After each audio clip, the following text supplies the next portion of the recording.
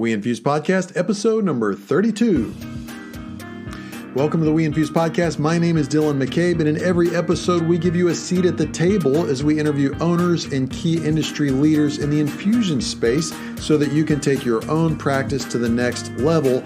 And I'm excited about this interview because it's with Amanda Brummitt from the Brummitt Group. She helps healthcare organizations and infusion centers develop the right business development and branding strategy so that they stand out in a crowded marketplace. You're going to get a lot out of this interview, including strategies with Facebook, different strategies with LinkedIn, just making sure you're dialed into the right audience with each one, the types of things you can do to manage a good reputation online and even manage negative feedback, really just how to create a great customer experience and make sure that you are connecting with people the right way so that they come to you versus their competition. Before we do that, I want to make a shameless plug to WeInfuse software. If you have not done so yet, schedule a time to talk with one of our account executives about how WeInfuse can save you time and money. You owe it to yourself to at least see a demo of the software. That way you can check the box and say, well, I've seen it. Now I can make a decision whether I'd like to buy or not. But I guarantee you will be blown away. There is nothing like the WeInfuse software system out there, and it truly will save you time and money by streamlining multiple steps in a process and making it easier for everyone involved to carry out their work on a daily basis. All right, guys, let's jump into this interview with Amanda Brummitt. All right, as I stated, we have special guest on the show today, Amanda Brummitt with the Brummitt Group. So, Amanda, thank you for joining the show. Thanks for letting me be on the show. Yeah, this is going to be good because we really haven't had anybody dive deep on branding and business development and social media and just really executing a more sophisticated strategy with that. And you and I both know that that can be the difference maker and help you stand out in a crowded marketplace. So before we jump into all of that, just for our listeners, just kind of share a little bit of your background story and your role in the industry. Sure. So bachelor's degree in business, master's degree in healthcare administration. I grew up in the hospital executive world with HCA, then went into practice management and started my own consulting company 13 years ago. I work across anything within the healthcare space, across multiple specialties, and most recently have helped a couple of infusion clients with both setting up home infusions, some of the marketing and business development on that, and then an infusion center developing their branding and marketing materials and just really making a cohesive brand that they can hand off to their sales team. That's great. And so tell us a little bit about the Brummitt Group. What's the Brummitt Group about? What's your main focus and stuff like that? Sure. At our core, it's strategy. And within that strategy, there's a lot of operations, a lot of marketing, a lot of development. So it can be anything simple from I need a logo to really intense, like we're about to open up a new center and we need a full-blown plan for making sure that we can get it up and running and busy quickly.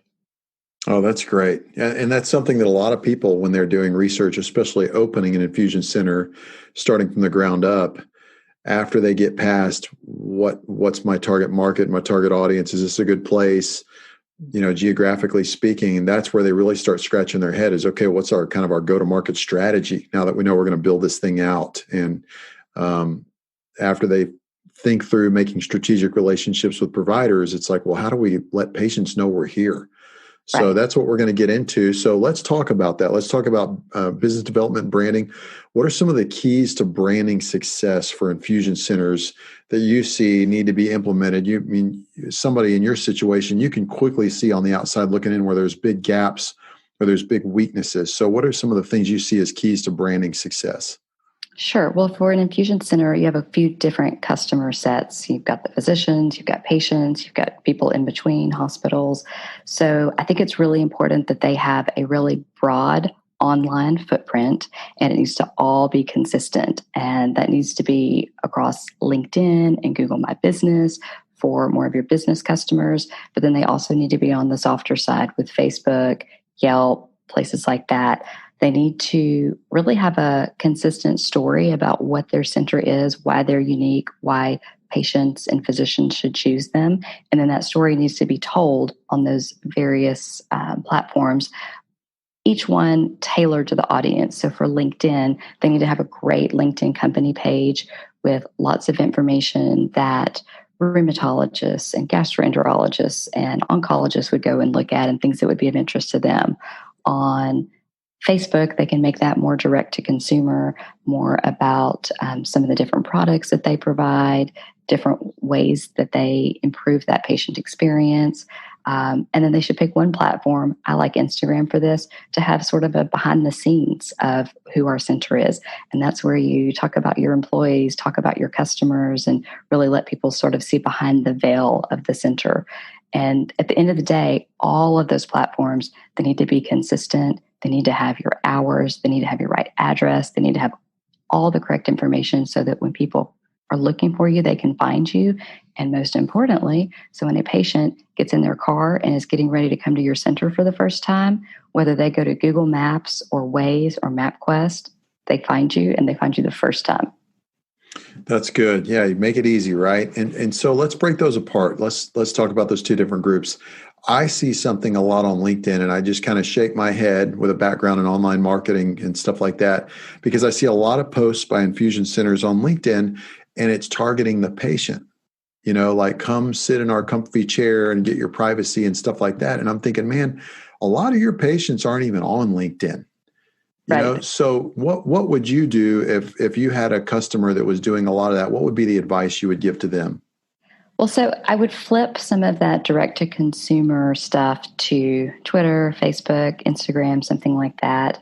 And I would also think about looking through the lens of the customer. Cushy chairs are great, but patients want to hear about it from their perspective.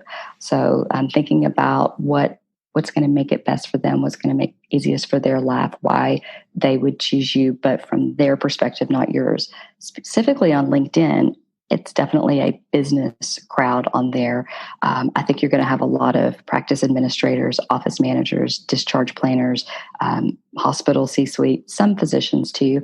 So on LinkedIn, I personally would talk about what my physician clients want to hear. Do you have patients not tolerating X drug well? We might be able to help with that. Do you want to consider, XYZ treatment? I would also really strongly encourage on LinkedIn that it not be self-promoting, but they do a lot of education. So, as they're internally, they run across a cool article about some new drug that can help with some disease in an infusion center, post the article and talk about it. Talk about why it works. Talk about why it doesn't work. That gets just as much traffic. And really, really think about what their customers want to hear, what their customers care about, the things that make their customers' job hard, and talk about that rather than about themselves, because everybody's got comfy chairs. That's so good. And I love the fact that it's really, your approach is more educational, so that you're equipping people and you're helping them, because a lot of people don't have time to sift through all these articles. They're busy doing what they're doing day in and day out. But if you come from the standpoint of, I'm an industry expert and I have this stuff to help you make your life easier, makes it a lot easier to segue into a more of a sales conversation or a strategic relationship conversation. So I like that. That's great. Absolutely. And you actually pegged it with industry expert. You want to use both your company page and your personal LinkedIn page as a place to position yourself as an industry expert. So people think, I'm going to go to them when I need something. And so good. Well, that's something to do on LinkedIn, make it more about your client, your target customer in mind, make it more educational, less about you, less self-promotion. What about Facebook? Like, what are just some good tips on maybe Facebook and Instagram to really target that customer? Sure. So you want to think about, what is your customer looking up? What is your customer Googling? What is your customer out looking for on Facebook? And it's solutions. So, they have a pain point and they're on there searching for it. So I would talk about disease processes, treatments, but talk about them from the patient's view. And if particularly in a competitive market, I would also talk about infusion centers and what the good and the bad is in them. use your competitors' weaknesses as your strengths. So if there's a long wait, you know that at your competitors, don't talk about wait time, but say, are you trying to get in and out for your infusions on your lunch break? Do you need a more efficient setup? We can help with that. Or if it's billing, if you know they've got all kinds of billing problems, then talk about on Facebook that managing a chronic condition is hard enough. You shouldn't have to be stressed with the logistics and the billing of it. And then talk about a solution for that. So really thinking about what they're looking for and not just simply what you're selling. So if I hear you correctly, it sounds like you're saying, find out what your key differentiators are and then turn that into more of a story. Like, here's who we are, and here, do you struggle with this? Here's how we help, instead of obviously you don't want to talk negatively about your competitors, but I like that, because you're really dialed in at that point to finding out what your customer struggles with. Absolutely. And if you happen to have a happy customer that you've already solved that problem for, it's also a great opportunity to do a testimonial with that patient, of course, with a HIPAA release done, and let them tell the story of how your infusion center made their life better. Yeah, that's good. So let's talk about that. If you're trying to ramp up your social media, you do have that happy customer experience, you want to turn that into something you can put on your website. What are some ways that you've seen that make that easy? Because sometimes that can kind of fall flat. You ask the person for a testimonial, they don't get around to it. How do you remind them? How do you follow up? How do you get it on video? Just what are some kind of keys to making that process easier? Sure. There's several different ways, and the gold standard is you go hire a company that's what they're an expert at. There's lots and lots and lots of reputation management companies out there right now that can help you get reviews, and so that is absolutely an option. If you want to do it in-house, it's very doable as well. First, I like to pull from anything we already have going. If you already have like a Net Promoter survey going out, or if you already have a Press Ganey survey going out, include some kind of release in there and pull from that if you already have it, and push that out on social. Always a good option. Short of that, I really like to empower the staff, that when they have a patient that comes in and says, oh, Sally, I had such a good experience with X, Y, and Z the other day, and I just really appreciate you. I think it's a good opportunity to gently ask for that review and say, you know what, Mrs. So-and-so, that is so good to hear. I'm going to share that with the staff. Would you mind taking just 2 or 3 minutes and sharing that, and either let them dictate it to you and you take it down, or let them write it down.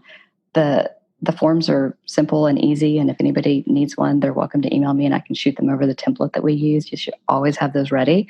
And if they're comfortable, I think a quick iPhone video is absolutely fine. I had a surgeon that I worked with, and he was so clever. When he had a patient come in that had a great experience, he would ask them if they would be willing to do it. He would flip on his iPhone, record like a 60-second video. Usually at the end, they would have a big hug, and they would sign the form, and it was done. Those amateur type videos actually do really, really well on social. They have a very high trust level. So I think those can help. Some more passive strategies that you can do, signage around the center, asking for reviews and suggesting specific places. You want to be careful sending like an email asking for reviews. Some of the different platforms, it's against their terms of use. So like for Yelp, you don't want to flat out ask for a review, but I often ask people to follow us on Yelp. And then a lot of times that review naturally happens. You can stick it in your email signature line. You can have a little card that you hand out. And as you probably already know, quantity is huge with reviews, because if you get one negative review and you only have one positive review, then you're at 2.5 star. So you want to get a decent number of them up there so that you can kind of play defense on any bad reviews that come in. But basically just picking 2 or 3 strategies within that review space and committing to it, and give it to a friendly staff member that loves stuff like that, and let them really own that process.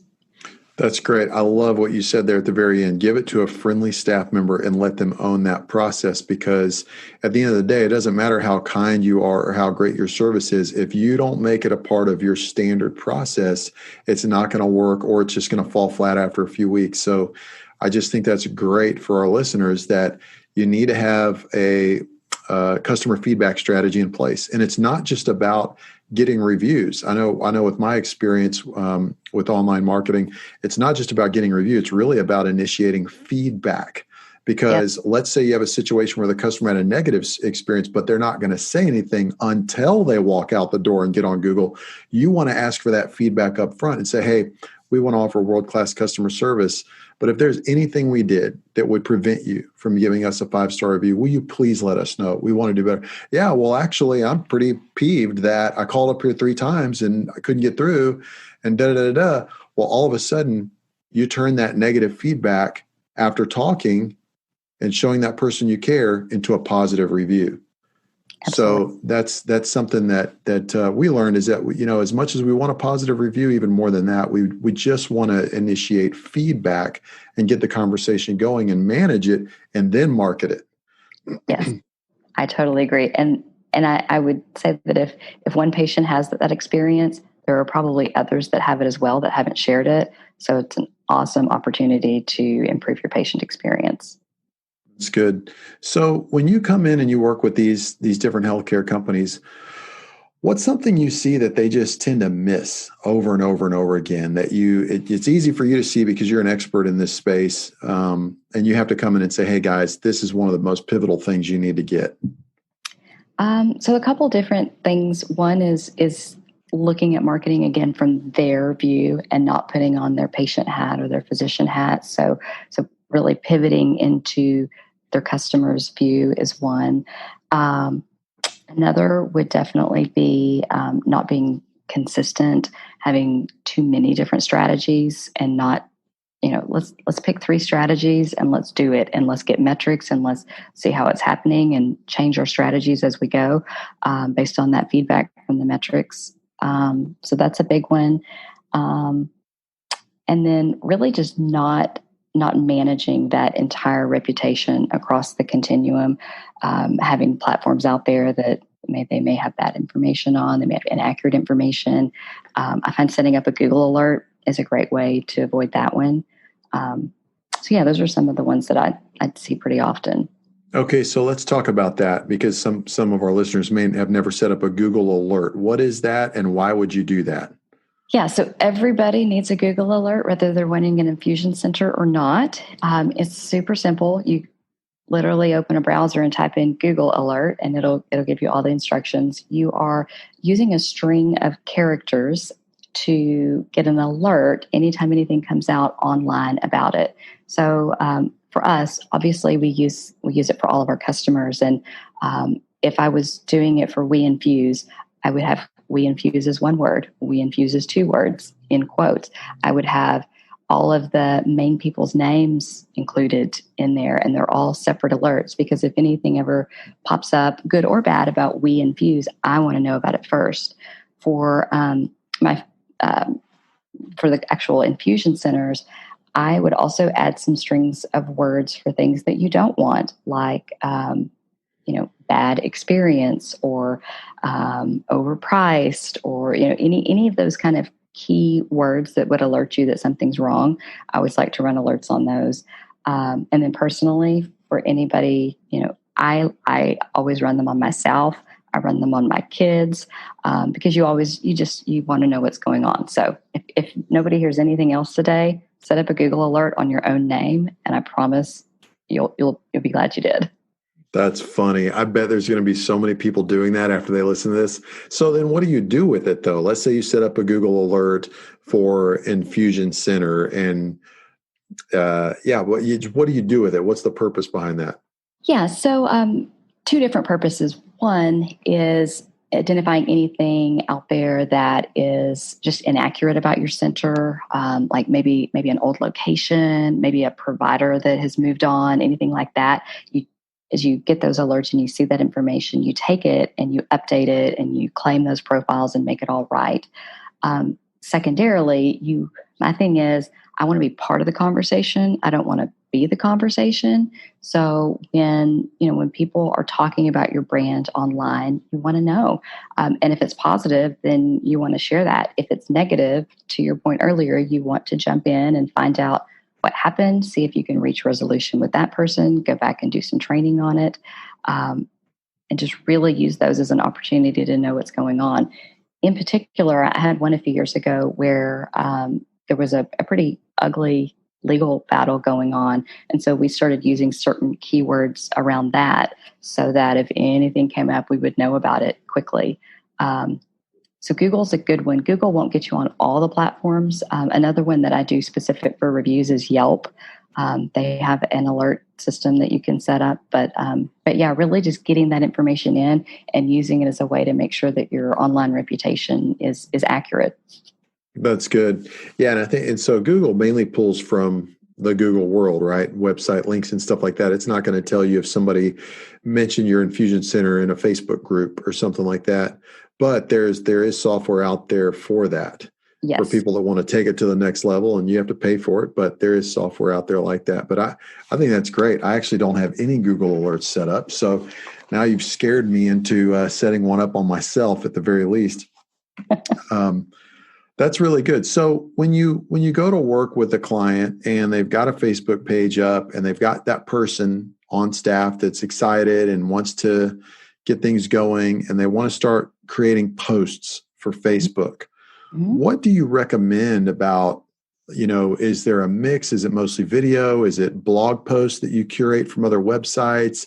Is it how do you coach them on how to have a good Facebook strategy? The reason I say that is because we all know there's some people and they have Facebook pages and they've got like hundreds of likes and followers and tons of Facebook ratings and recommendations. And then you've got other Facebook pages and the people, they're good people. They have a good healthcare practice and it's just crickets. I mean, their social media is just dead.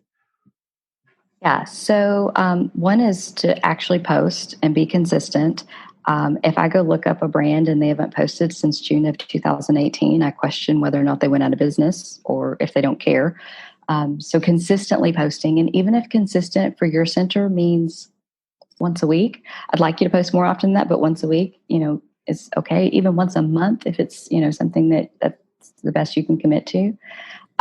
So as far as what kind of content, videos do insanely well within the algorithms. They rank higher.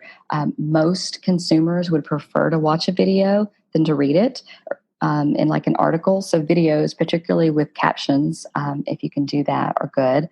The other thing is I would make sure to tell stories about people. And we can argue all day long about whether or not this is right. It drives me nuts, but I can write the most beautifully procured blog post about infusions and how to do them right, or how to different things about that.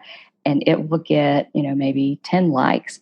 But if I put a picture up of a patient getting her infusion and her talking about what an amazing nurse John is and what a great experience she had, that will get way more traction, 100 times more traction than an educational article. Now, do I think we need educational content on Facebook?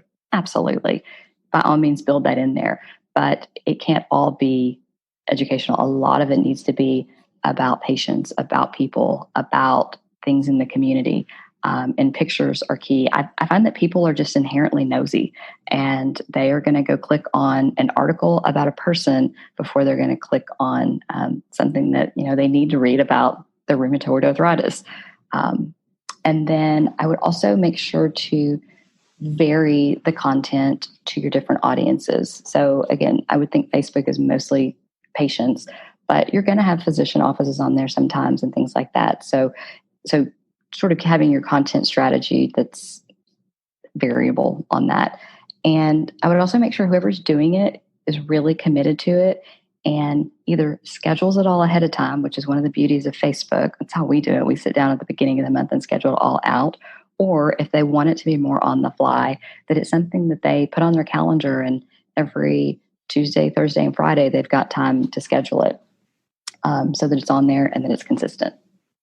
And again, people may say, well, how do I do all that? Well, there's software out there like Hootsuite, and there's so many others that have come out since Hootsuite came out that make it easy to line up your social media and then schedule it and stuff like that.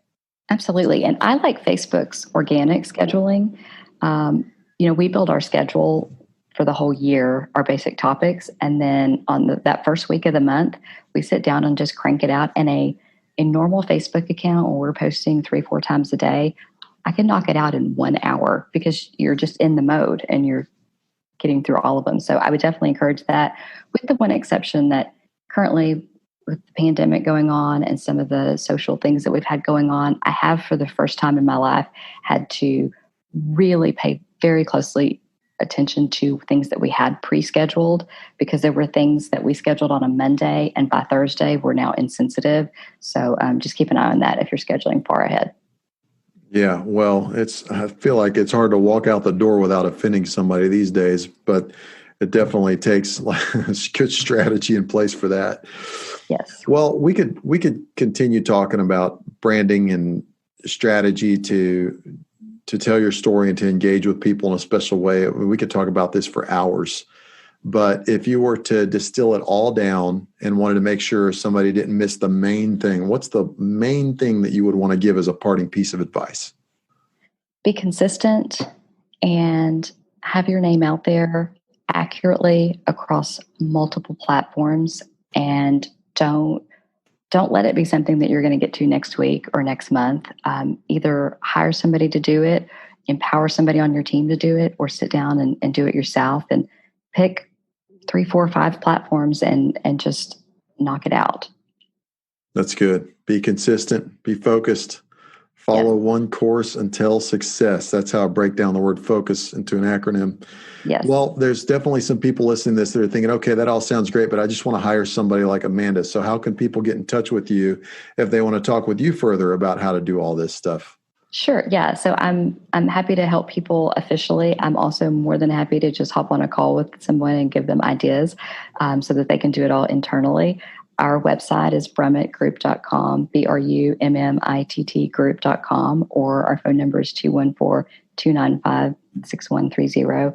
And I really mean that a lot of times we can just hop on a call and I can tell them what they need to do, and then their own staff can do it. So I'm glad to help anybody do that. That's so good. Well, that's what this podcast is all about. It's about equipping people and enabling them to achieve their dreams and goals in the infusion center space. So Amanda Brummitt with the Brummitt Group, thanks for joining the show. Thank you.